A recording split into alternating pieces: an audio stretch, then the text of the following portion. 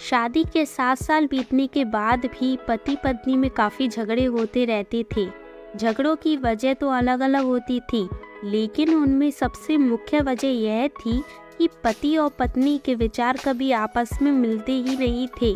यहाँ पति स्वभाव से नेक, सेवाभावी और सबके प्रति समभाव रखने वाला था, वहीं पत्नी का स्वभाव स्वार्थी और भेदभाव करने वाला था। पति पत्नी के स्वभाव और उसके व्यवहार से तंग आ गया था। वह हमेशा कोशिश करता रहता है कि पत्नी का आचरण और स्वभाव में किसी तरह बदलाव आए। पत्नी अपने ससुराल साइड के रिश्तेदारों के साथ कभी सीधे मुंह बात ना करती।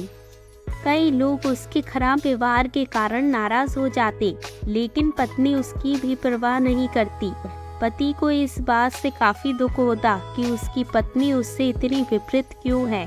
परेशान हो चुके पति ने अब खुद ही परिस्थिति को सुधारने का मन बनाया और एक प्लान बनाया। अगले दिन पति ने पत्नी से कहा, सुनो कम्मो, मैं सोच रहा था कि मम्मी पापा, बहन भाई और उसके बच्चों को घर पर इनवाइट कर लेता हूँ। काफी समय हो गया उनसे मिले हुए, इसी बहाने उनसे मिल भी लेंगे और उनके साथ थोड़ा समय बिताने के लिए भी मिल जाएगा। तुम क्या कहती हो? पत्नी के चेहरे से साफ दिख रहा था कि इसे ये आइडिया पसंद नहीं आया, लेकिन उसने पति का मन रखने के लिए बेमन से हाँ कर दिया। पति खुश हो गया और पत्नी को अगले दिन अच्छा खाना बनाने के लिए बोलकर सभी को फोन करके बड़े प्यार से अपने घर पर आने के लिए न्योता देने लगा। जब पति फोन पर बिजी था तो पत्नी सोच रही थी, यह आदमी भी ना अपने फालतू के कामों से बाज नहीं आएगा। क्या जरूरत है सबको घर पर बुलाने की? सब मेरे घर आएंगे और राजाओं की तरह ऑर्डर करेंगे और मैं दासी की तरह उनकी सेवा करूंगी। नहीं नहीं, मैं ऐसा नहीं होने दूंगी। अच्छा खाना तो क्या, मैं इन्हें सादा खाना भी नसीब नहीं होने दूंगी। देखती हूँ कितनी देर टिकते हैं ये लोग मेरे घर। अगले दिन सुबह पति काफी खुश था। जब सिर्फ 2 ही घंटे बचे थे सभी मेहमानों को आने के लिए, पति ने अपनी पत्नी से पूछा, अच्छा बताओ तो सही, आज सबको खाने में क्या स्पेशल खिलाने वाली हो? पत्नी मुंह बनाते हुए बोली, स्पेशल खाना क्यों? तुम्हारे माँ बाप, भाई बहन कोई मेहमान थोड़ी है, उनके लिए कोई स्पेशल खाना नहीं बनाया है मैंने। वह भी वही खाएंगे जो हम खाते हैं। आज घर में सिर्फ दाल चावल बना है, क्योंकि और कुछ बनाने के लिए सामान नहीं था। पत्नी की बात सुनकर पति गुस्सा हो गया और बोला, तुम कभी नहीं सुधरोगी। अगर घर में सामान नहीं था तो मुझे एक बार बता दिया होता, मैं बाजार से जाकर ले आता, लेकिन कुछ ढंग का तो खाना बना लेती। अब सिर्फ 1 घंटा बचा है और सभी आने वाले हैं, मैं क्या मुंह दिखाऊंगा उनको? तुम ही रहो यहाँ, मैं तो जा रहा हूँ। उनके जाने के बाद ही वापस आऊंगा, कहकर पति घर के बाहर चला गया।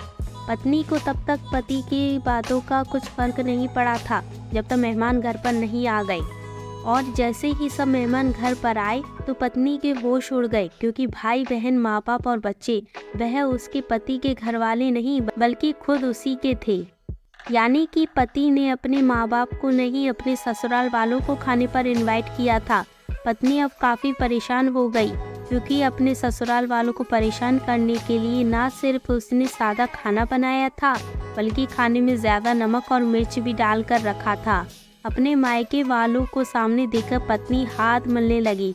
थोड़ा सोचने के बाद पत्नी ने अपने पति को फ़ोन मिलाया और कहा, तुमने मुझे पहले क्यों नहीं बताया कि मेरे मम्मी पापा और भाई बहन आने वाले हैं? तुम पहले बता देते तो मैं अच्छा खाना उनके लिए बनाती। पति ने कहा, मैंने वही बताया जो मैं मानता हूँ। मैंने कभी तुम्हारे परिवार वालों को पराया नहीं समझा और तुमने कभी मेरे परिवार वालों को अपना नहीं माना। और मैं जानता हूँ कि तुमने यह सोचकर कि मेरे मम्मी पापा और भाई बहन आने वाले हैं, जानबूझकर घटिया खाना बनाया।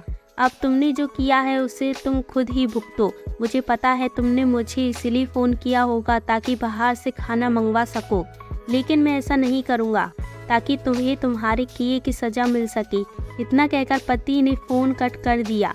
न चाहते हुए भी पत्नी को अपने मायके वालों को वही खाना खिलाना पड़ा।